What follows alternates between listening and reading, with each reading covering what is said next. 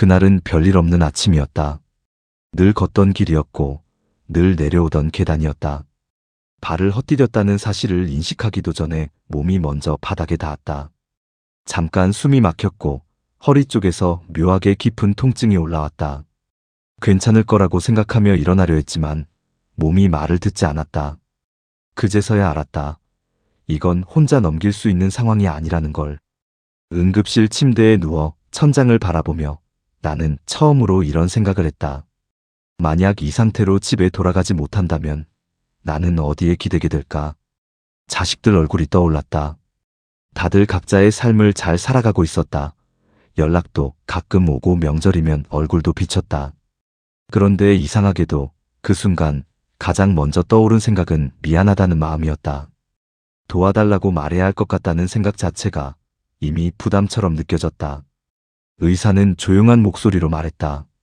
앞으로는 혼자 지내시는 게 조금 위험하실 수 있습니다. 그 말이 유난히 오래 귀에 남았다.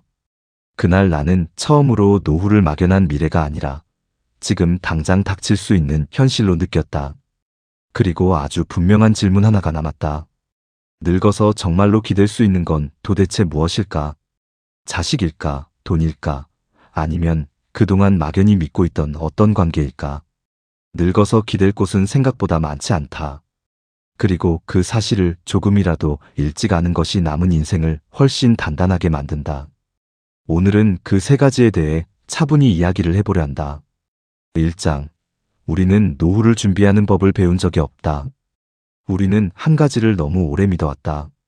열심히 살기만 하면 노후는 자연스럽게 따라올 거라는 믿음이다. 지금의 중장년 세대는 그렇게 배웠다.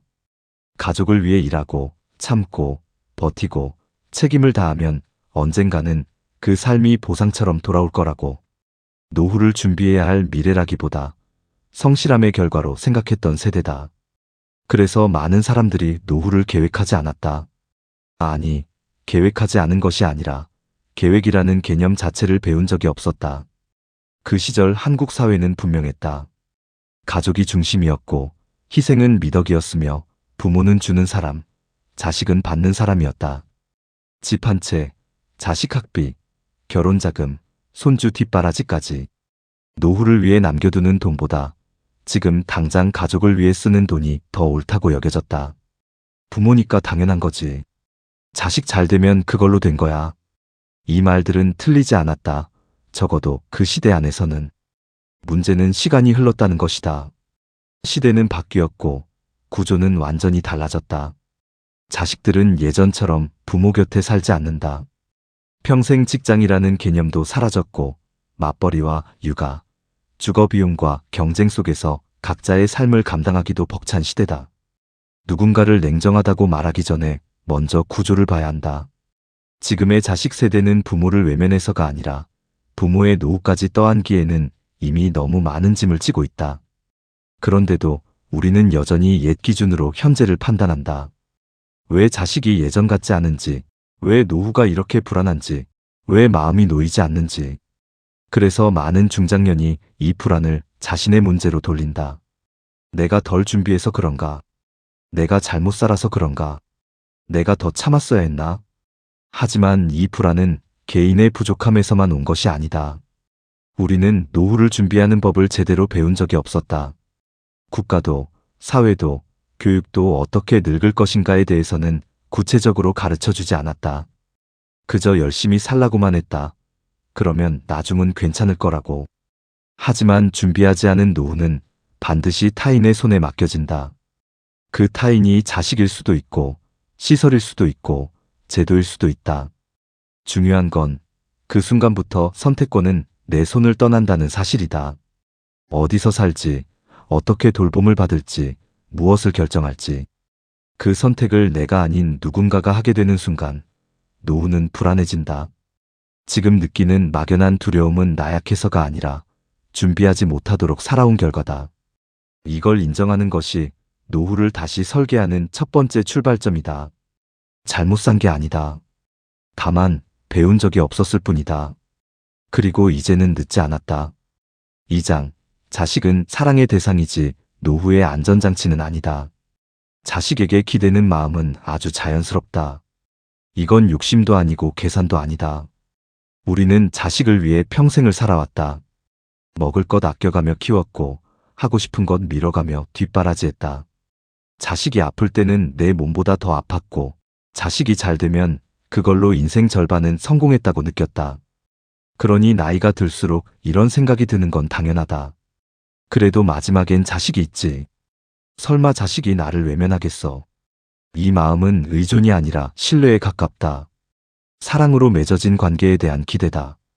문제는 그 기대가 지금의 현실과 맞지 않는다는 데 있다. 지금의 자식 세대는 우리가 살던 시대와 전혀 다른 구조 속에 있다. 평생 직장은 사라졌고 주거 비용은 감당하기 어려워졌고 맞벌이와 육아는 일상이 되었다. 자식들은 부모를 돌보고 싶지 않아서가 아니라 돌볼 여력이 없는 삶을 살고 있다. 이걸 냉정하다고 말하기는 쉽다. 하지만 그건 감정의 문제라기보다 역할의 한계다. 부모의 노후까지 책임지기에는 이미 자기 인생을 감당하기도 벅찬 구조다.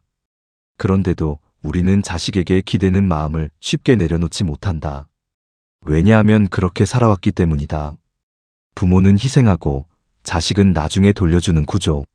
하지만 현실은 다르다. 자식은 사랑의 대상이지 노후의 안전장치로 설계된 존재가 아니다. 이 차이를 받아들이지 못할 때 관계는 서서히 어긋나기 시작한다.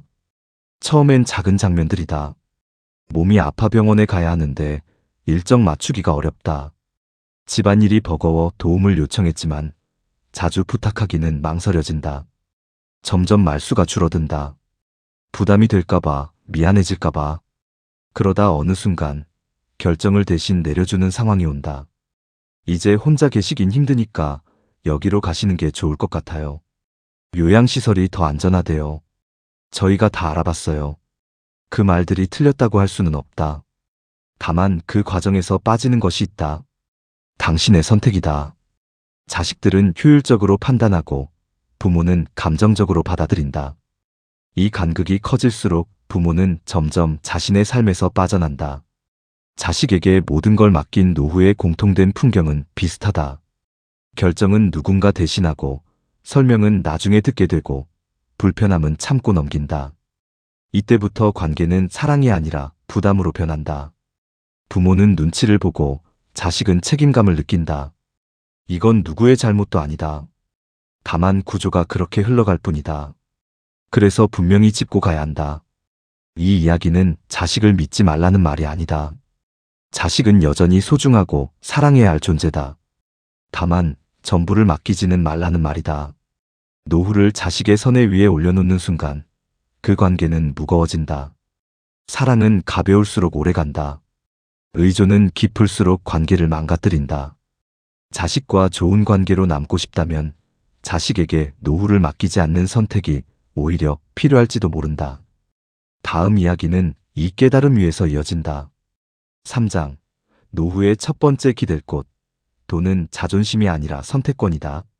노후의 돈 이야기를 꺼내면 사람들은 종종 불편해한다. 돈을 밝히는 것 같고 자식에게 집착하는 것처럼 보일까봐 괜히 말을 아낀다.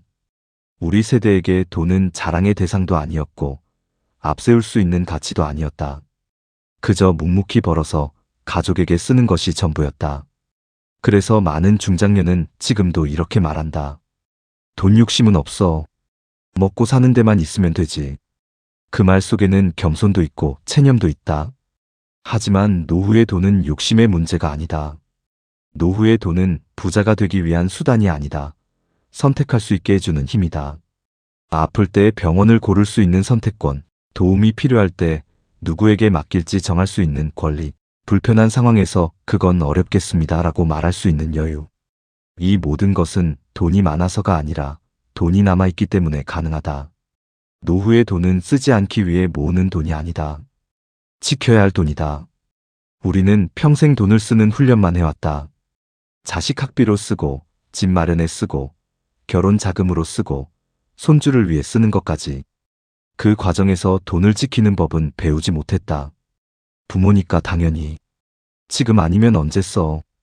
이 말들은 따뜻했지만 노후에는 위험해진다. 통장 잔고가 줄어들면 단지 숫자만 사라지는 것이 아니다. 함께 사라지는 것들이 있다. 결정권이 줄어든다. 의견을 말할 수 있는 힘이 약해진다. 존엄이 서서히 흔들린다. 처음엔 작은 변화다. 가격을 먼저 묻게 되고 상대의 눈치를 살피게 된다. 그 다음엔 선택이 제한된다. 가고 싶은 곳이 아니라 갈 수 있는 곳을 고르게 되고 원하는 방식이 아니라 허락받은 방식을 따른다. 이때부터 돈은 단순한 자산이 아니라 삶의 주도권이 된다. 노후에 돈이 없다는 것은 가난해지는 것이 아니라 침묵하게 되는 일이다. 말을 줄이게 되고 요구를 삼키게 되고 결정을 남에게 넘기게 된다. 그래서 노후의 돈은 자존심의 문제가 아니라 존엄의 문제다. 자식에게 손을 벌리지 않기 위한 돈, 부탁하지 않아도 되기 위한 돈, 거절할 수 있는 용기를 만들어주는 돈. 이 돈이 있을 때 관계는 오히려 편안해진다. 기대가 줄어들고 눈치가 사라지고 대화는 자연스러워진다. 돈을 지킨다는 것은 사람을 밀어내는 일이 아니다. 사람과의 관계를 지킬 수 있게 만드는 최소한의 장치다. 노후에 필요한 돈은 많을 필요가 없다. 다만 끝까지 내 손에 있어야 한다. 그 돈이 있어야 삶의 방향을 스스로 정할 수 있다. 그리고 그 선택권이 남아있을 때 노후는 두려움이 아니라 조용한 안정으로 바뀐다. 다음으로 이야기할 것은 이 선택권을 실제로 떠받치는 또 하나의 조건이다. 4장, 두 번째 기댈 곳, 건강은 오래 살기 위한 조건이 아니다. 우리는 건강 이야기를 할 때 자주 이렇게 말한다. 아프지 않고 오래 사는 게 제일이지. 하지만 노후의 건강은 단순히 오래 살기 위한 조건이 아니다. 건강은 생존의 문제가 아니라 자기 결정권의 문제다. 몸이 약해지기 시작하면 가장 먼저 무너지는 건 체력이 아니다. 선택권이다. 언제 일어날지, 어디로 갈지, 무엇을 먹을지, 어떤 치료를 받을지. 이 모든 결정이 조금씩 내 손을 떠나기 시작한다. 처음엔 사소하다. 피곤하다는 이유로 약속을 미루고 귀찮다는 이유로 외출을 줄인다. 그러다 어느 순간 결정이 아니라 허락의 문제가 된다. 오늘은 쉬시는 게 좋겠어요. 이건 위험할 수 있어요. 그건 하지 마세요. 몸이 무너지는 순간 삶의 주도권도 함께 넘어간다. 그래서 노후의 건강은 근육량이나 수치의 문제가 아니다. 내가 아직 내 삶을 선택할 수 있는 몸인가? 그 질문에 대한 답이다. 많은 사람들이 건강관리를 너무 어렵게 생각한다. 헬스장에 가야 할 것 같고, 특별한 운동을 해야 할 것 같고, 엄격한 식단을 지켜야 할 것처럼 느낀다. 하지만 노후의 건강에서 정말 중요한 건 대단한 관리가 아니다. 생활의 주도성이다. 아침에 스스로 일어날 수 있는가? 밖으로 나가 걸을 수 있는가? 불편하면 병원을 선택해 갈 수 있는가? 이 기본적인 움직임이 노후의 자유를 지탱한다. 아직 선택할 수 있는 몸을 끝까지 지키는 것. 그게 노후 건강의 핵심이다. 건강을 잃는다는 건 단순히 아픈 상태가 되는 게 아니다. 누군가의 판단에 내 하루가 좌우되는 삶으로 들어간다는 뜻이다. 그때부터는 배려가 많아질수록 불편해지고 도움이 늘어날수록 말수가 줄어든다. 그래서 노후의 건강은 남에게 맡길 문제가 아니다. 지금부터 스스로 지켜야 할 영역이다. 대단한 목표를 세울 필요는 없다. 매일 조금이라도 움직이는 것, 약을 제때 챙기는 것, 불편함을 참지 않고 말하는 것. 이 작은 선택들이 몸을 지키는 동시에 삶의 주도권을 지킨다. 노후의 건강을 잃는다는 건 누군가의 허락을 받으며 살게 된다는 뜻이다. 반대로 말하면 지금 건강을 지킨다는 건 내 삶의 결정권을 끝까지 붙잡는 일이다. 다음으로 이야기할 것은 이 결정권이 머무를 마지막 공간에 대한 이야기다. 5장, 세 번째 기댈 곳, 집은 공간이 아니라 내 자리다. 노후의 집 이야기를 하면 사람들은 가장 먼저 재산을 떠올린다. 얼마짜리인지, 팔면 얼마가 나오는지, 누구에게 물려줄지. 하지만 노후의 집은 재산의 문제가 아니다. 정체성의 마지막 경계다. 집은 단순히 비를 피하고 잠을 자는 공간이 아니다. 그곳은 내가 언제 일어날지, 어디에 앉을지, 어떤 리듬으로 하루를 보낼지 스스로 결정할 수 있는 자리다. 집을 잃는 순간 사람은 공간을 잃는 게 아니라 자신의 위치를 잃는다. 처음엔 낯설음이다. 익숙한 소리, 빛, 냄새가 사라진다. 그 다음엔 불안이 온다. 내가 여기 있어도 되는 사람인지 계속해서 확인하게 된다. 그리고 마지막엔 조심스러움이 삶 전체를 덮는다. 문을 닫을 때도, 불을 끌 때도, 전화를 받을 때도 늘 눈치를 보게 된다. 익숙한 공간은 생각보다 큰 힘을 가진다. 같은 방, 같은 창문, 같은 동선. 이 반복은 몸과 마음을 안정시킨다. 아무도 보지 않아도 내가 나로 돌아올 수 있는 자리. 그게 집이다. 그래서 내 이름으로 된 공간은 유난히 중요하다. 그 이름은 소유의 표시가 아니라 주권의 선언이다. 이 공간에서 나는 허락받지 않아도 되고, 설명하지 않아도 되고, 눈치 보지 않아도 된다. 노후의 집을 지킨다는 건 보호를 받기 위해서가 아니다. 주권을 지키기 위해서다. 어디서 살 것인지, 어떤 방식으로 돌봄을 받을 것인지, 누구를 드리고 누구를 거절할 것인지. 이 모든 선택의 출발점이 바로 집이다. 집이 있을 때 사람은 관계를 선택할 수 있다. 집이 없을 때 관계는 선택이 아니라 의존이 된다. 그래서 집을 너무 쉽게 내어주는 순간 삶의 결정권도 함께 넘어간다. 노후의 집은 안전한 곳이기 이전에 당당할 수 있는 곳이어야 한다. 작아도 좋고 화려하지 않아도 된다. 중요한 건 그곳이 내 자리라는 사실이다. 그 자리가 있을 때 사람은 늙어도 중심을 잃지 않는다. 그리고 그 중심 위에서 돈과 건강은 비로소 제 역할을 하게 된다. 다음 이야기는 이 세 가지를 지킨 사람의 노후가 어떻게 달라지는지에 대한 이야기다. 6장. 이 세 가지를 지킨 사람의 노후는 다르게 흘러간다. 돈과 건강과 집. 이 세 가지를 지킨 사람의 노후는 눈에 띄게 달라진다. 갑자기 삶이 화려해지는 것도 아니고 외로움이 완전히 사라지는 것도 아니다. 하지만 하루의 결이 달라진다. 아침을 맞이하는 마음이 다르고 사람을 대하는 태도가 달라진다. 가장 먼저 변하는 건 일상이다. 아플까봐 하루를 움츠리지 않고 돈 걱정 때문에 선택을 미루지 않는다. 어디에 갈지, 누구를 만날지, 무엇을 하지 않을지를 스스로 결정할 수 있다는 감각이 생긴다. 이 감각은 아주 작아 보이지만 노후의 안정감을 완전히 바꾼다. 그리고 이 변화는 자식과의 관계에서도 드러난다. 의외로 기댈 곳이 생긴 부모일수록 자식과의 관계가 더 편안해진다. 기대가 사라지기 때문이다. 부탁하지 않아도 되고 서운해질 이유도 줄어든다. 자식에게 무언가를 바라지 않을 때 대화는 가벼워지고 만남은 부담이 줄어든다. 그래서 관계가 살아난다. 의무가 아니라 선택이 되기 때문이다. 자식들 역시 느낀다. 부모가 혼자서도 괜찮다는 안정감이 오히려 마음을 놓이게 만든다는 걸. 도와줘야 하는 대상이 아니라 존중해야 할 존재로 보이기 시작한다. 이 지점에서 역설이 생긴다. 기대지 않으니 오히려 곁에 남는다. 노후의 진짜 외로움을 만드는 건 사람이 없는 상태가 아니다. 언제 무너질지 모른다는 두려움, 선택할 수 없다는 불안이다. 돈이 바닥날까봐, 몸이 더 나빠질까봐, 내 자리가 사라질까봐 늘 마음 한쪽이 긴장된 상태. 이 긴장이 외로움처럼 느껴질 뿐이다. 하지만 기댈 곳이 생기면 이 두려움이 줄어든다. 완벽하지 않아도 괜찮고 도움을 필요로 할 때를 스스로 정할 수 있다는 확신. 노후의 안정은 사람이 곁에 많아서 오는 게 아니다. 두려움이 사라진 상태에서 혼자 있어도 괜찮다고 느끼는 마음. 그게 진짜 안정이다. 돈과 건강과 집을 지킨다는 건 삶을 움켜쥐겠다는 선언이 아니다. 삶을 놓치지 않겠다는 태도다.